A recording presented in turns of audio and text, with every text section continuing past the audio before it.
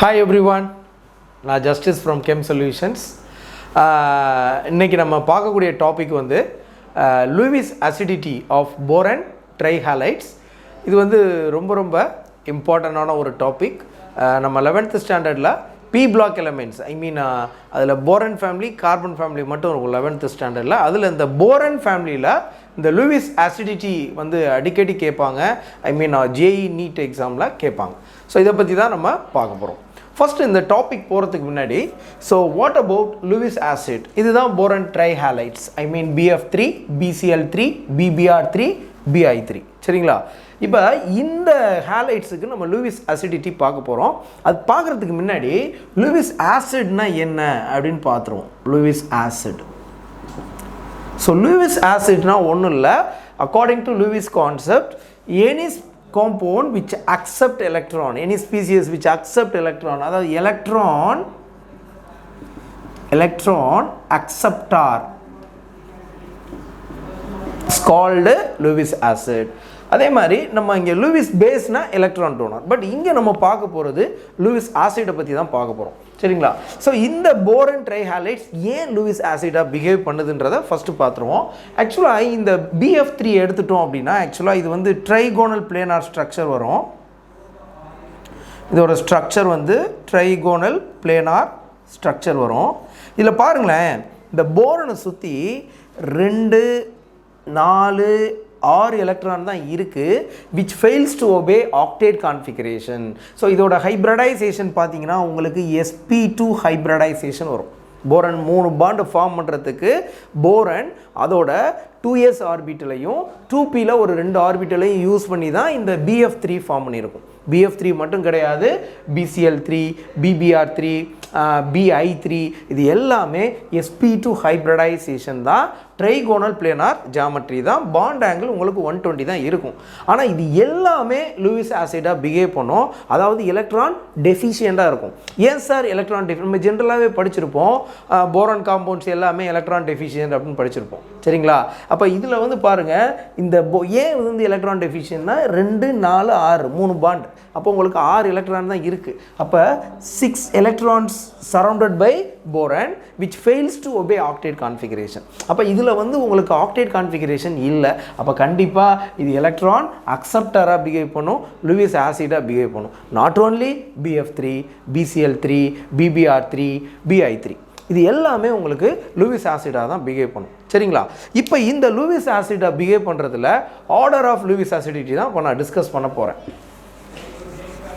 இதுதான் அடிக்கடி கேட்குறாங்க, the correct order of Lewis acidity of boron trihalides. ரொம்ப சிம்பிளான கான்செப்ட் தான். நான் ஆல்ரெடி சொல்லியிருக்கேன், இது ஒரு ட்ரைகோனல் பிளேனார் ஜாமெட்ரி. இப்போ போரன் எடுத்திங்கன்னா இதுதான் BF3, இது ஒரு ட்ரைகோனல் பிளேனார் ஜாமெட்ரி. இதில் என்ன ஆர்பிட் இருக்கும்? வேக்கன் PZ ஆர்பிட் இருக்கும். ஏன்னா இதோட ஹைப்ரடைசேஷன் நான் என்ன சொல்லியிருக்கேன்? sp2ன்னு சொல்லியிருக்கேன். ஒரு S 2 P மட்டும்தான் ஃபில் ஆகிருக்கும். அப்போ ஒரு P வந்து வேக்கண்டாக இருக்கும், அது PZன்னு வச்சுக்கிறேன். இது வந்து BF3. அதே மாதிரி எடுத்திங்கன்னா BCl3, இதுவும் ட்ரைகோனல் பிளேனார் ஜாமெட்ரி தான் உங்களுக்கு கிடைக்கும். ஏன்னா இதுவுமே sp2 ஹைப்ரடைசேஷன். இதில் எல்லா போரனுமே எலக்ட்ரான் டெஃபிஷியன்ட். ஏன்னா these are all fails to obey octet. அடுத்து பாருங்கள், BBr3,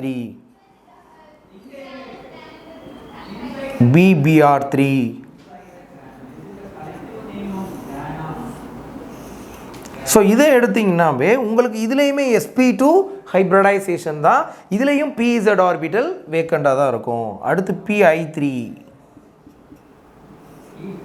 PI3மே அதே sp2 hybridisation, trigonal planar, bond angle 120, அதே வேக்கன் PZ ஆர்பிட்டல் இருக்கும். இப்போ என்ன நடக்கும்னா, இந்த போரனில் வேக்கன் PZ இருக்குது, அதோட which fails to obey octet configuration. அப்போ என்ன பண்ணும்? ஃப்ளூரினில் பாருங்கள், ஹேலஜன்ஸில் ஒவ்வொரு ஹேலஜன்ஸ்லேயுமே எத்தனை லோன் பேர் இருக்கும்? 3 லோன் பேர் இருக்கும்.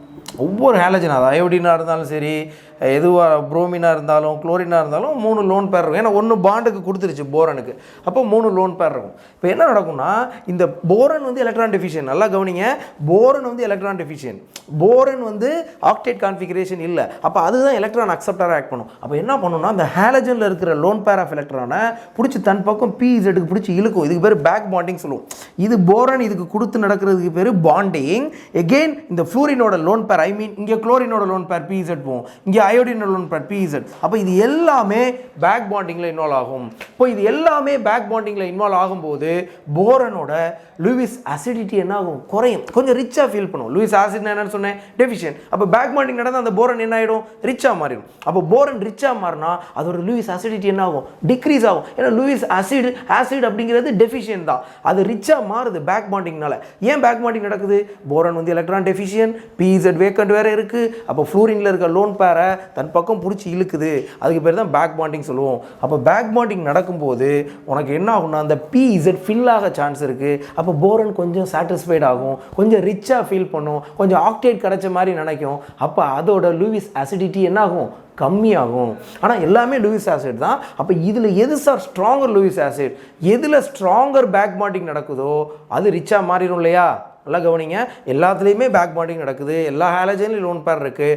எதில் ஸ்ட்ராங்கர் பேக் பாண்டிங் நடக்குதோ அந்த போரன் என்ன ஆகிடும்? ரிச் ஆகிடும். அப்போ அந்த போரன் ரிச் ஆனால் அது லூயிஸ் ஆசிடிட்டி என்ன ஆகிடும்? கம்மி ஆகிடும். ஏன்னா ரிச்னாவே லூயிஸ் ஆசிட் கிடையாது, டெஃபிஷியன்ட் தான் லூயிஸ் ஆசிட். அப்போ எதில் வீக் பேக் பாண்டிங் நடக்குதோ அந்த போரன் தான் ரிச்சாக இருக்கும். அப்போ பாருங்கள், எல்லாத்துலேயுமே பேக் பாண்டிங் நடக்குது. ஆனால் இங்கே நோட் பண்ண வேண்டிய ரொம்ப முக்கியமான பாயிண்ட், இந்த ஃப்ளூரினோட ஆர்பிட் என்ன? 2p.